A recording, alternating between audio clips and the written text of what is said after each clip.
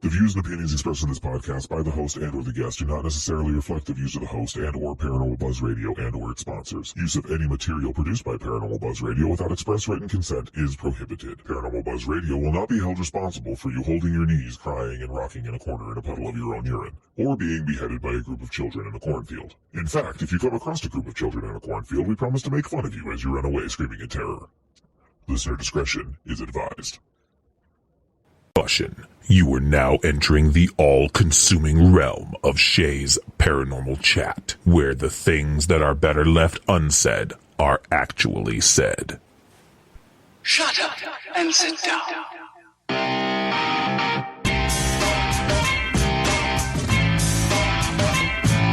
You're listening to Shay's Paranormal Chat.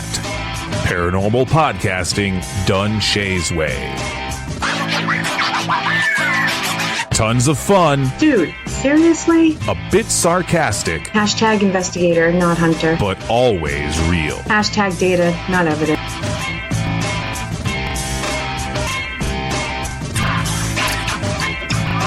Don't get your panties in a twist. Oh my god, really? This is real, raw conversation.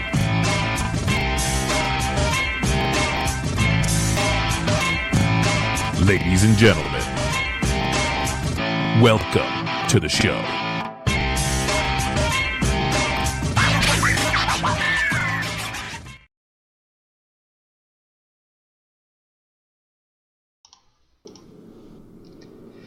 Good evening, everybody. TGIF as always. I hope everybody out there is doing great.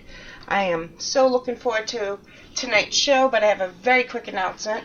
I am by myself tonight, no co-host, so bear with me, and excuse me. So I will be in chat as much as possible as usual, but when I have no co-host, as you know, I focus on the guest. So let's kick things off here. Tonight we have an awesome guest for you, Robert Lindsay Milne. How you doing? I'm doing well, and I've been looking forward to this for several weeks. Me Good too. to see you. Good to meet you. Yes, it is. So you are, among other things, you're a psychic intuitive counselor. Isn't that like a fancy word for saying I do psychic readings? I tune into people. It's a fancy way to say it. I was going to ask you what that meant. I don't know. It just sounded pretty good. It sounds pretty good. I've been, whatever it is, I've been doing this for 56 years for my full-time career. And when I was about 15 and a half, I started working at a tea room in Toronto. And that's where I started doing readings. And I worked there as a child, and worked there for about 6 or 7 years. That's where I started. That's pretty cool. Can you explain to people what a tea room is? Oh, in Canada at the time, it was against the law to do psychic things. And you couldn't charge money or you would get arrested and you could get put in jail. So what they did in those days, they would have readers that would work at a tea house. In the tea house, they'd sell a cup of tea, sandwich, and cookies. And thrown in with your sandwich and tea, someone would read your tea leaves and do a card reading for you.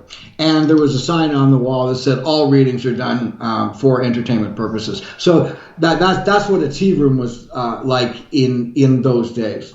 And it was just a mask to be able to do psychic things. Yeah. That's what a tea room was. And when I was in my mid-teens, I was homeless, and I spent a fair amount of time on the streets, and the way I survived was by following my intuition, my psychic ability. That's how I survived. And I'd been aware that I was psychic or intuitive, or I saw things differently than other people did. And I noticed that even when I was a child, like 5 and 6 years old, I was picking things up from people around me.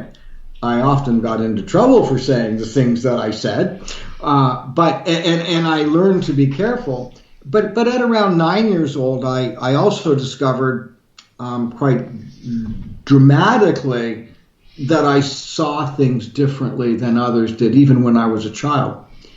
And from that time onward, I knew that I was going to do what I do, tune into and psychically help people and do readings for them.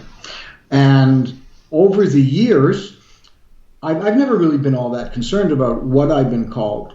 There's a lot of things, and maybe some not so nice things.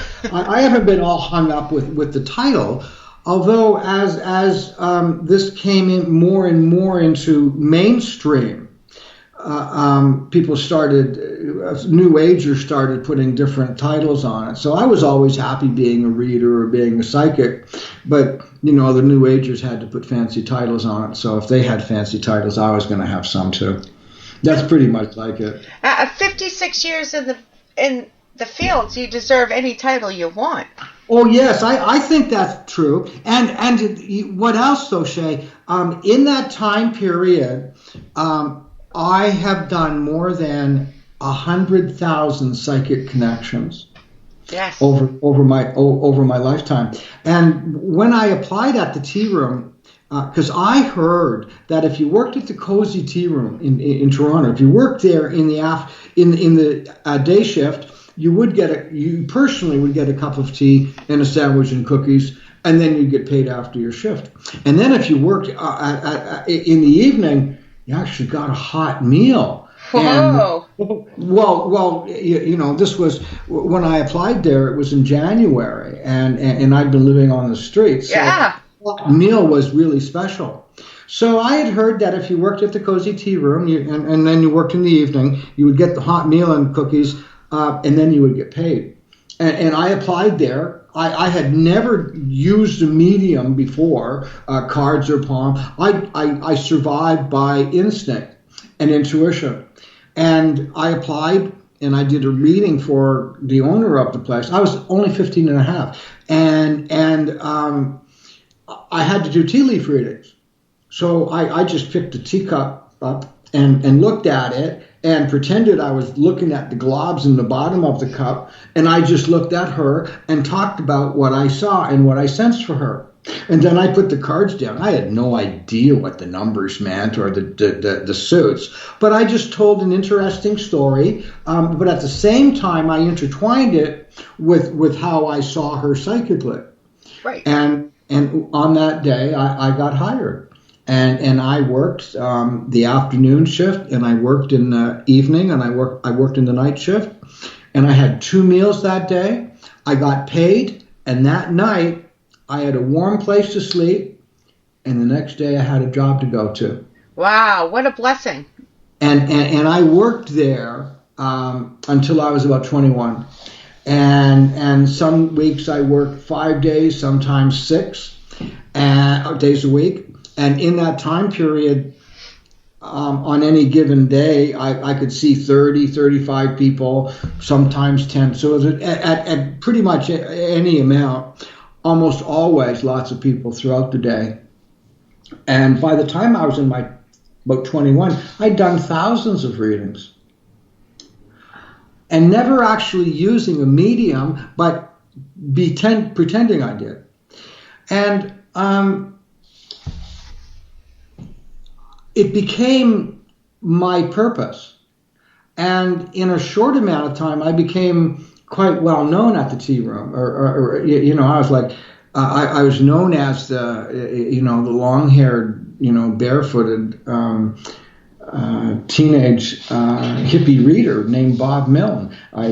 As I got older, just like being called an intuitive psychic, I became Robert Lindsay Milne as well. But that also was my real name. And I forgot what I said. So some weeks I would work 6 days a week, and then sometimes there would be an older guy that worked there, and he would get private parties, and he would take me along. So some weeks I would work 7 days a week. And I made it my life commitment. And when I was around 21, when I left the tea room, I decided that it was going to be, it was my calling, and it was what I was actually going to really do in my life. And at around that time, I heard that if when a young man becomes a priest, they make a vow that they'll say a mass every day of their life. So I decided that if I was going to be a lifelong psychic reader, intuitive, and that was going to be my life, I decided that I committed to doing at least one psychic reading or practice every day of my life. And from then, I made it through a little over 30 years without missing a day of practice. And after then I took a day off once because I just wanted to find out what it was like to not do it. Did you ever learn how to read tea leaves or anything? No, I didn't think so, but I never ever learned to use a medium. Now I've got this beautiful crystal ball that sits on the table right beside me where I do a reading. I don't do crystal ball readings, but I have a crystal ball beside me. I don't do tarot, or I don't do card readings, but I've got a couple of tarot decks, and I've got some of the tools, but it's just kind of, I just have those little toys, but I don't use where them. You're a psychic, you don't need, you keep saying medium, but so the listeners don't get confused. He's talking about, when he's using the word medium, he's talking about the tool. I didn't say medium ever. No, like you're saying the tea leaves or the cards, you're talking tools. Oh, that's the medium of yes. Yes. Well, everybody needs a way of tuning in. Correct. And there are some people that have a medium, and the medium could be cards or tarot. It could be chironomy, palms, hands. It could be astrology. It could be numerology. Whatever it takes for that person to focus and get information. Now, you can study something like tarot or astrology, and you can learn the scientific part of it, and you can do really good readings. And then there are some people that will pick up a medium and just use it, and use it to bring out their intuitions or psychic ability, and may not necessarily have a lot of conscious knowledge about what they use. And then there are some people that would do both. Would use it as a tool to tune in, and also know what the book says as well. And then there are people that just don't do that at all. I'm one of those. You just focus on the person's energy. That's right. Well, I just and I don't ask questions when I do readings. Well, I usually ask two. How old are you right now? What day's your next? What month's your next birthday? And that's pretty much the questions that I ask. If I ask any more, it usually requires a yes or no answer. And I ask people not to interrupt me as well. So I just sit down, turn on the recording, do an introduction. I say their name, my name, and the date, and then I just start doing the reading. And after about an hour, between 45 minutes and an hour, I do that monologue. And then I ask, say, well, if you have any questions, you can ask them now. And when I tune into somebody, I often see their life from conception to completion. I tend to see it that way. Now, I don't spend a lot of time at either end of their life, although sometimes I talk about things at either end. But mostly I talk about where they're at right now, what's going on, where they've been, and also where they're going. And it just comes off the top of my head. That's pretty cool. That's for me, because I talk to so many, but I'm not, as we talked about, I am not psychic in the least. None whatsoever. I'm a very... Speak to you about that. Are you open to being argued with about that? Well, I have street smarts, I have some intuition, but psychic-wise, nothing. See, that's the thing. Let me tell you what I was saying. Is that's the thing. When you start putting words, a description, on something that's instinctive, when you start to label it, you then start trying to do that. So there's being clairvoyant, there's being clairaudient, there's being clairsentient, there's being intuitive. And you can come up with a lot of words that's describing the same thing. So, I'm really good at telepathy, but I'm not so good at intuition. Well, really? Well, you're spending so much time trying to label what you're doing, you're not doing it. When I was around 17, 18 years old, I was doing experiments at a place called the Toronto Society for Psychical Research. And it was run by a Canadian financier. It was financed by a Canadian financier. And he hired Dr. George Owen, who was a professor of mathematics from Oxford University in England, and his wife to come to Canada to run the Toronto Society for Psychical Research and do research. And I participated in a lot of those experiments there. And there was this one night, the experiment, you couldn't do this experiment in today's age, but, and remember, I was just a kid, like 17 or something, and I was in this really fancy mansion, and with all these educated and really super intelligent, rich people, and I was like a street kid. Anyway, I was doing these experiments, and there was one fellow who was an assistant director or something. He was an obstetrician, and this is why you couldn't do it in today's day and age.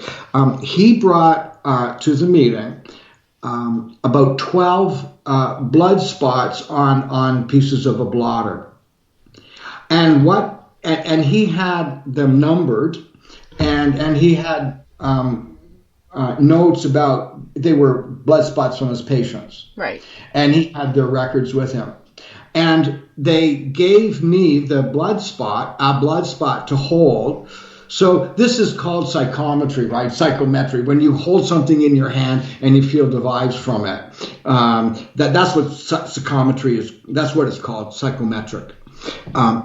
So I would hold the blood spot, and I would talk about. Now I had no idea that this guy was an obstetrician. I didn't even know he was a doctor.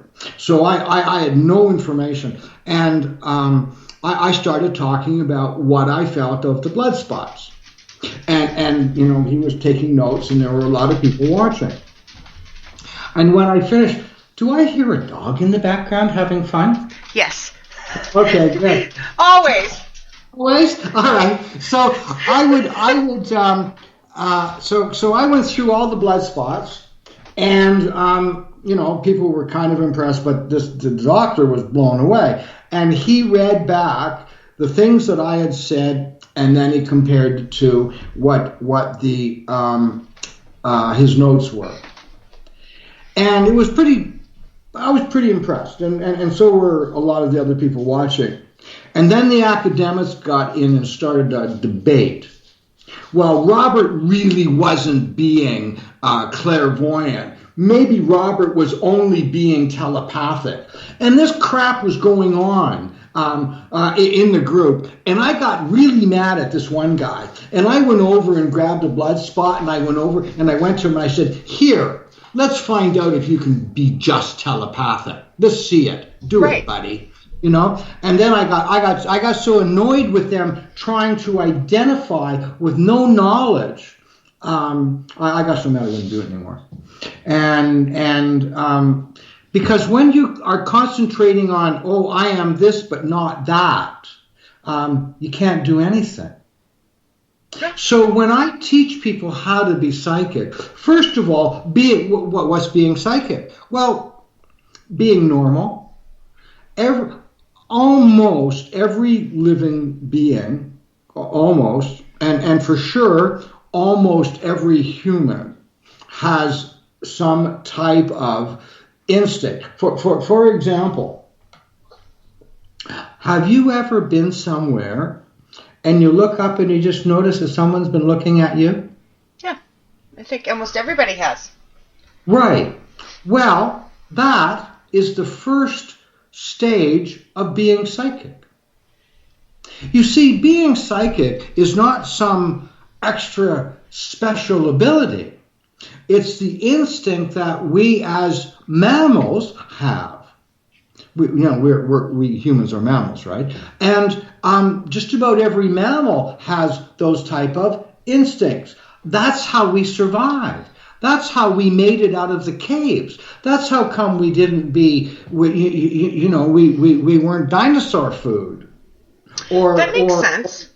Okay, so it's our instinct. So just about everybody has it. So if we took the entire human population of the world and put them on a bell-shaped curve, there would be one person at one end that's absolutely zero in psychic awareness. They probably wouldn't have made it out of the caves if they were born today. All right, so they got zero. And then there's somebody else at the other side of the bell-shaped curves that's absolutely 100%.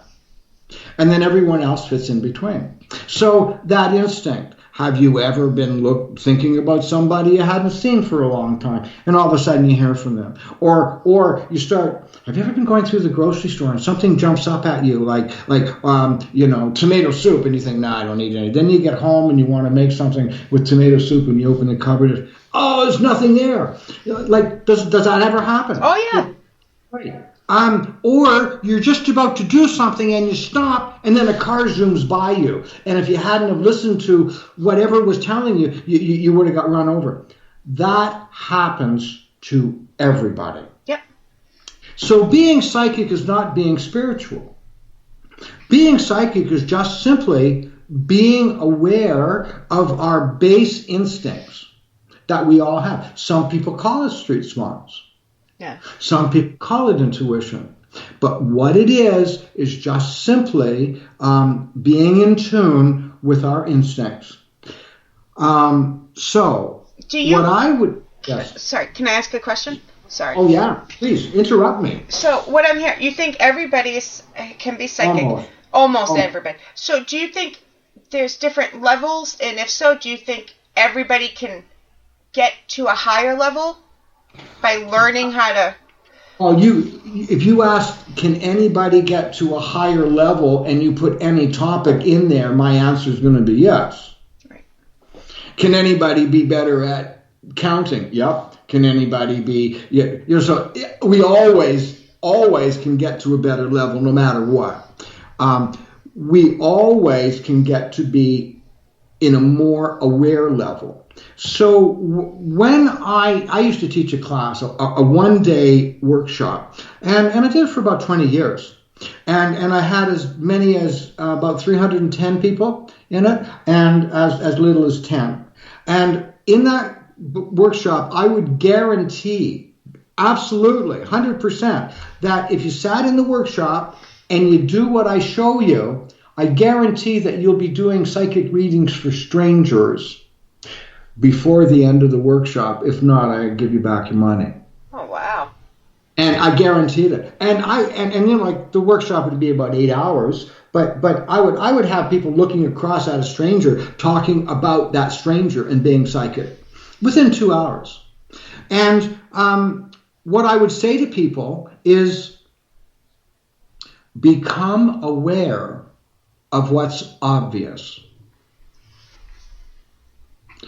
Look at the person. So extrasensory perception, ESP, sounds like some, really special power. Well, ESP is simply the 5 senses that we already have: touch, taste, smell, see, hear, feel, whatever. I think I got them all. So it's those senses working together creates a 6th sense. And there's that sense of awareness. And I ask people, become aware of what's obvious about the person in front of you. Look at them. See how they are. When you become aware of what's obvious, then more becomes obvious. And then more becomes obvious again. Till eventually you're seeing, or I'm seeing things that are obvious to me, but they're not obvious to anyone else. Because you've trained yourself to be Right. aware, to spot these. It's obvious. Yeah. And so there would be times where, so I've been a performing psychic from the mid 1970s all the way up to about 9 or 10 years ago. I just had enough of that. So I used to do radio and TV phone-in call shows, and once again, all I would ask of the client or the caller is, "What's your name? Tell me your first name and where you're calling from." And I'd say, "Thank you very much," and then I would just start talking. And I would just say whatever came into my mind. And most of the time what came into my mind was exactly what they were wondering or wanting to know about. I would always just talk about what seemed obvious to me. And the other thing that I also do when I was doing shows and when I do readings still, I listen to or watch the readings that I've done, and I'm paying attention to how I'm saying things, how I'm presenting things, making sure I'm fresh, making sure that I'm not falling into patterns, and I'm constantly checking that. So when I would be doing calls on the air, I would be saying something to a person, and at the time I would be thinking, "Robert, people out there listening, they're just going to say anybody could do what you're doing because it just seems so bloody obvious." And it seemed so obvious at the time. But when I would listen to the air checks, what I thought was obvious when I was tuned in, when I was listening to the air checks, it was not obvious at all. So become aware of what's obvious, then more becomes obvious, and then more becomes obvious again, and you train yourself. That's how you start. No, I think you explained that very well. Or not. No. I meant that's how you start. Or not, okay. Or way. Now that's how I learned it. That's how I teach it, and that's what I would call fundamentals. I like the fact that you go back and listen and check, because you can't improve in anything in life. You can't improve if you don't go back and reassess what you've already done. Now, at this point in my life, I was 15 and a half when I started doing readings, and I turned 72 in July. It's been my life, and it's something very comfortable for me. So it's important that I make sure, because at the 100,000 mark, I don't come across many things that I haven't seen before. Like, for example, how many times do you think in my career have I met somebody that has a broken heart or a bad relationship? Like, how many times do you think I've seen that? Like 100 times a day? Maybe, okay, so now, I pay attention to how I say things, because what I'm saying to somebody, I may have seen 50,000 times or 10,000 times, and I have said the same thing to someone 10,000 times or more. What I have to remember is it might be 10,000 times for me, not for but them. It's first time for them. So I study, analyze how I'm saying things to make sure that what I say is fresh and alive and real, rather than something that I've said 1,000 times. So I study that. I make sure that I don't fall into patterns. I make sure that I don't, just between you and me, there's little tricks of the trade. There are things that you can say to somebody that they can't say no to, So, like when you get into trouble, you fall back in one of those. But that's keeping your client positive, keeping them focused. Now, I learned those tricks by doing thousands of readings over my lifetime. Well, tricks, skills, another way to say it. So I make sure that I'm not using a lot of those easy hits.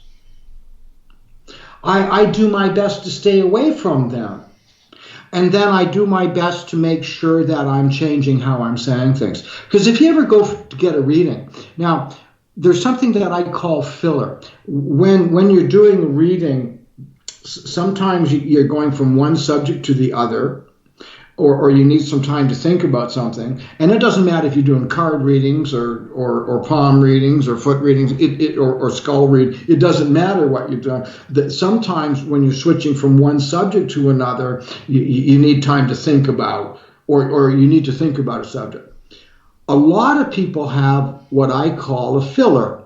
Well, everybody does, but they don't change it. So when you hear somebody say something to you and it sounds like they've said it 100 times before, that's filler. There's no energy in their words. And that's when you can tell when someone's just putting stuff in. So I pay attention to make sure that I'm not doing that very often. And I make sure that I'm saying things in ways that the person relates to. So I'm constantly studying what I do. That's good. So you're putting a conscious effort in. We do have a question in the chat room. What is that? From Allison. I'm so psychic. How come he doesn't know the question? I love that. Yeah, that one never gets old, huh? Yeah. I'm sure you've heard that before. Do you think? So back to you were saying almost everybody can be psychic. She wants to know, for the ones that don't have it, why do you think they don't have it? Is there a reason? Because they're not in touch with their inner self, their intuitions. It would be someone. It could be someone. Now I gotta really be careful. People can get pissed at me. Let us think about someone who has autism. Let us think about somebody who may have Asperger's disorder. That's not a mental illness; it's a way of thinking. And they're not necessarily in touch with their instincts. They're quite analytical. And when you think of the movie The Rain Man, do you remember that? Oh yeah. Okay. Dustin Hoffman, Tom Cruise. Well, yep. Right. So the character that Dustin Hoffman played didn't have a lot of intuition or instincts and did not understand behavior. Did not understand interpersonal communications, was detached from that. There is somebody that wouldn't have that intuition. I gotcha. Okay, but not necessarily somebody that has Asperger's or autism are the only ones. But you're just using that as an example. As an example, yeah. And they do tend to see things from, instead of in abstract or creative, they'll tend to see things in logic, which is why Raymond got really confused. When he got stressed out, he would recite "Who's on first?" because he was trying the cartoon or the skit that Abbott So "Who's on first?" and he would recite it, trying to understand what that meant, and he couldn't because he couldn't think in abstract. Yeah, that makes sense. So someone who has who does not have the ability to think in concept or will not have the ability to be intuitive. All right. Okay.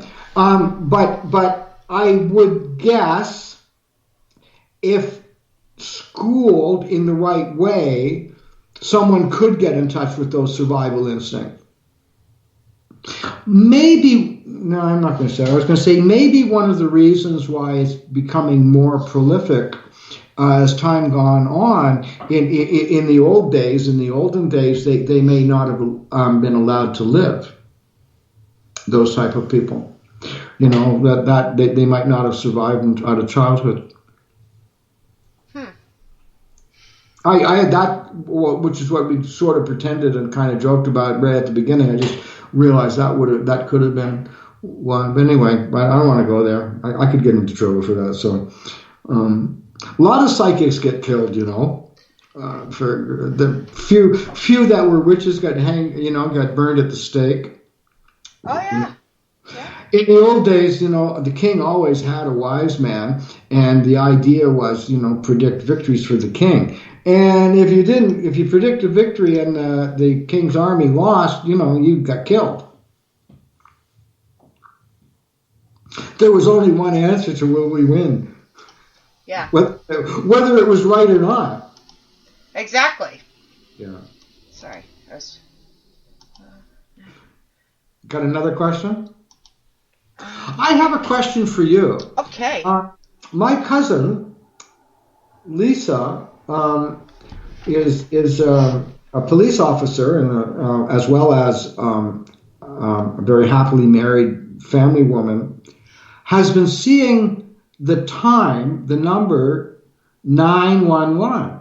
And it's been repeating, and it isn't something that just sort of happened, but it's been going on for a while. And I'm wondering if anybody in the audience that's listening to us tonight has an idea of what that 911 would mean for her if it keeps popping up. Do you have any ideas? We talked about it a little bit, and I've been thinking about it a lot. If anybody that's listening in chat has any ideas what they think it means, be sure to put it in and let us know, and I'll read it. I only know very, very little about numerology. Okay. So if you're talking numerology, as we talked about, it's not a repeating number, so you can't look that up. But what if you added the 9 with the 1 and the 1? That would be 11. And that's a master number. Yeah, so I can't remember what it means, but that's the only thing, unless it's a symbol of something else in her life. But again, I'm not a psychic, Right. but so I'm just like Okay. throwing ideas out there. All right. Well, thank you for that input. I don't know if it makes sense, but it's better than me saying I don't know. Yeah, and I know there's somebody out there that's listening that's got some information to share with us too. Yeah. I've even been trying to think who I know that is really good at numerology. If I can think of it, even if it's after the show, I'll get back to you. I'd appreciate that. Thank you. So, what would you like me to talk about now? Point me. Yes. Are you an author? Not yet. However, I am mentioned in a book that's called The Perfect Predator. And like 25 times, right? Or 25, 26 times yeah. In this book. And the book is about a scientist who, by the way, is a client of mine and has been a client of mine for about 30 years. So her name is Stephanie Strathdee. She's written the book, so I'm not telling tales. And Stephanie came to me for her first reading. She had just completed her PhD in epidemiology. Today, Stephanie is a professor of epidemiology at the Southern California University. She is a professor and associate dean of the epidemiology department, and she's an internationally known researcher in AIDS, HIV. Her husband, Tom, is also a professor, and he's a professor of experimental psychology, as well as he has a PhD in psychiatry, and he is also a professor of psychology at Southern California University, and he's also an associate dean. Like, these people are like the intellectual heavyweights. By the way, Stephanie has a memory like Sheldon Cooper. So you know that guy Sheldon Cooper? She's a little more. Well, Sheldon's perhaps a little more tight-ass, but you know, Stephanie has a photogenic memory. It's incredible to be around her. So they had planned, now these people now are in their 50s, late 50s, and Tom is now in his mid-70s. They had this special dream vacation set up, and they went away on their vacation. Now, a year before, I had done a reading for Tom, and Tom is, the way I see Tom, he's like a modern-day, older Indiana Jones kind of guy.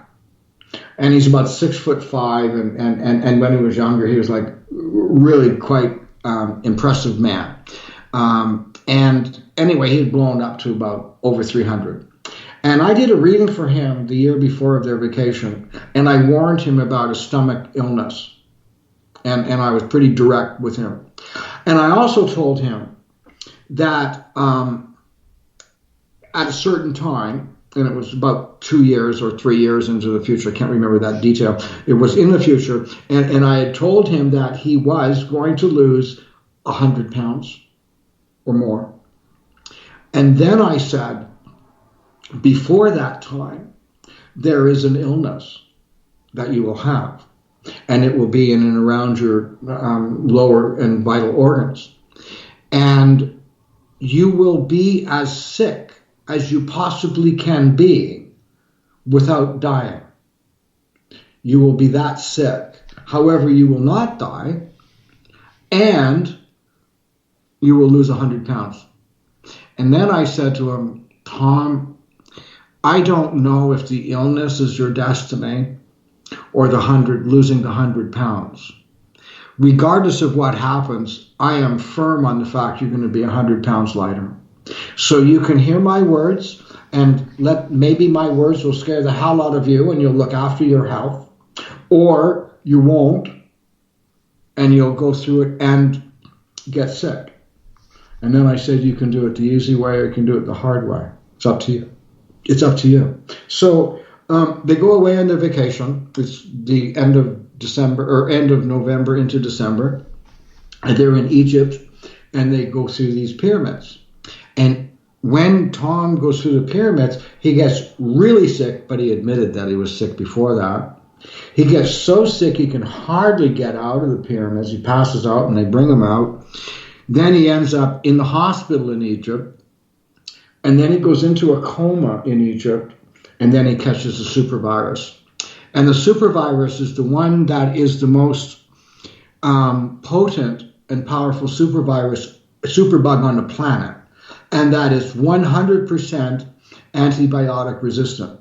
And that means that if you get that, you die. Well, you used to die.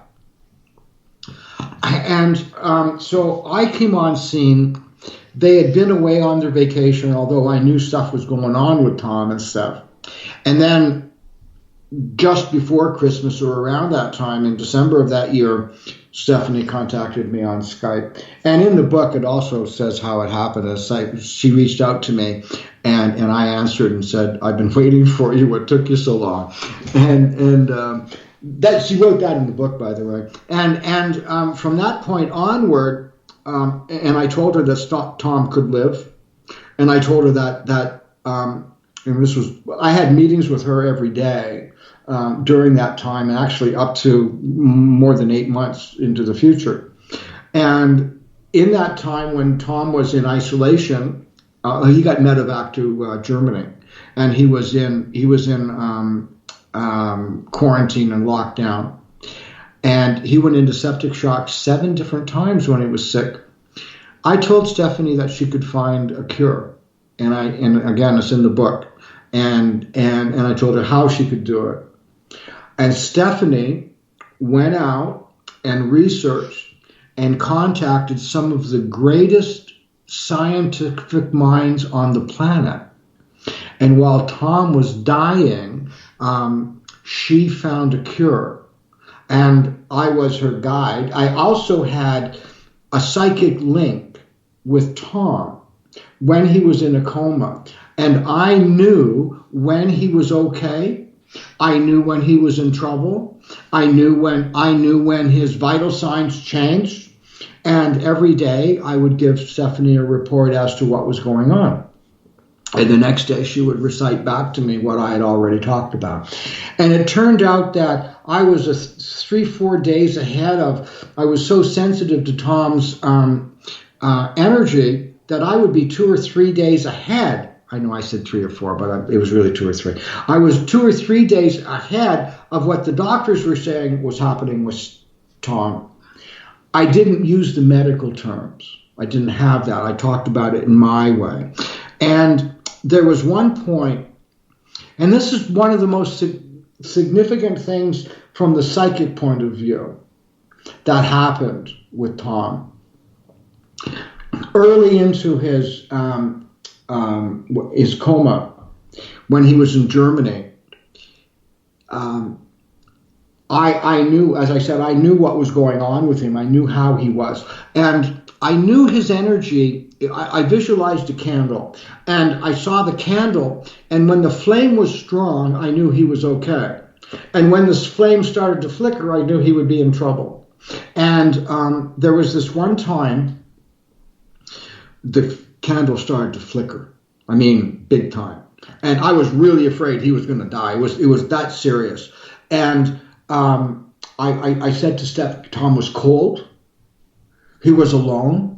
He did not know what was happening to him. He was in this unconscious state, but there was an awareness. He could hear people talking around him, and he could hear people saying that he had the superbug and that he was dying. And he was starting to let go. And I said to Stephanie, and again, this is in the book, and I said to Stephanie, Tom needs his girls with him. And I said, yesterday would have been a good day. Today is a good day. Tomorrow's not so good, and if you wait longer, don't bother. That night, now I was that direct, because it was life and death. That night, his girls arrived from California. And as soon as they came around him, all of a sudden, his vital signs started to change. When he sensed and felt, when he could hear their voices, he started to get strong again. And I watched the flame get stronger. And later on, in the way the book is written, there's the way the scientist Stephanie writes it, and then Tom writes about his dreams and his perceptions when he was in the coma. And what proved the biggest thing psychically was that it proved that people can hear when they're in a coma. It proved it because I called it, and then Tom verified it. And that was really significant. And in that book, it's written by 2 scientists. Right. And they give credence, not just to me, more importantly, to our field. It's received it. And that's one of the greatest things that I've been able to do is to bring that into the forelight, to be a part of it. There are a lot of people in the world that could have done what I did. My number just came up. It was just my turn for that one, and I was ready for it. But there were lots of others that could have done it just like me. I just was lucky. It just happened to be me. And the big thing is that the credibility for our field. Right. That is amazing. Yes. By the way, here's how Stephanie found a cure. She did research, was involved with scientists all over the globe, and she came to me one day and she said, okay, I've narrowed it down to 3. And by the way, the clock was ticking because, like I said, Tom was dying. Like he was dying. The clock was ticking. And she said, I've narrowed it down to 3 things. And she says, I'm going to run them by you. Now, I have to also understand I'm not the star of the show. I'm not the star. There are a lot of other people that did more than me. If I hadn't been doing my job on 3 different occasions, Tom would have died. But that's not the star role, though. What Stephanie did was the star role. And a bunch of other scientists and a bunch of other people. So Stephanie presented to me, and they had to make a decision really soon, or Tom wasn't going to make it. And Stephanie said, okay, I've got 3 I'm ready to make a decision on. Let me tell you about them. And she says, now the first one is phages. And I said, that's the one. And she said, let me tell you about them. And I said, that's the one. And she said, okay, then let me tell you about the other two. And I said, it's phages. And she said, let me tell you about them. And I said, okay, tell me about them. And she told me about the other two. And then I said, phages. And she said, why? And I said, because they look like little Pac-Man. And what they're going to do is attack the superbug and kill it and eat it. That's what they're going to do. And she said, that's what they do. And on that, now she did all the scientific research, and the last one, she was running it by me. So I'm not the star. She just ran the last bit by me. And that what I said was, because it was like little Pac-Man, she made her decision. And by the way, do you know what phages are? No. Well, you get them from sewer water. And phages are raw sewage, excrement. It's excrement, and that's what they injected into Tom. However, they did other things with it. Shit, actually, it was like excrement. So there was research done in the 1930s, 20s and 30s in Russia, where people that had bowel and intestinal illnesses, they were injected with raw stool in the lower organs. And the concept was the healthy bacteria would attack and kill the unhealthy bacteria. That was the concept. And there was some success. And then into the late 30s, early 40s, then penicillin came along. And then people were given the option of having a pill or a turd. And, the pill won out. I wonder why.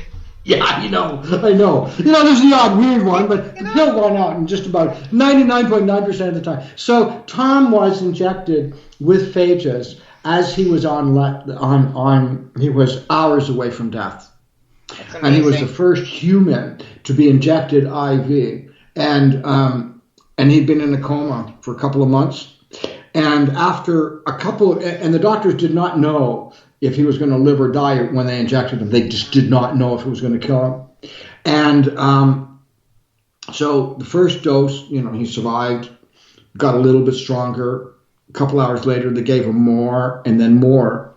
And the next morning, when Stephanie was with Tom, after he'd had 3 or 4 injections of phages, he actually regained consciousness. He came out of his coma, opened his eyes, came out of the coma, recognized her, acknowledged her, and then fell asleep.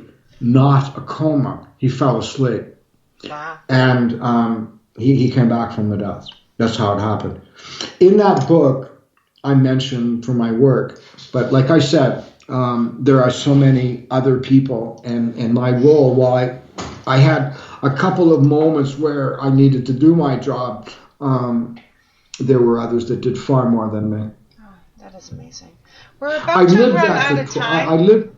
Pardon? We're about to run out of time, but I don't want to forget to tell you what Allison said about your cousin's 911 number. Please say that. Yeah. What did Allison say? And thank you, Allison. Check angel numbers. Like, is either a level up or something one-on-one, but check angel numbers.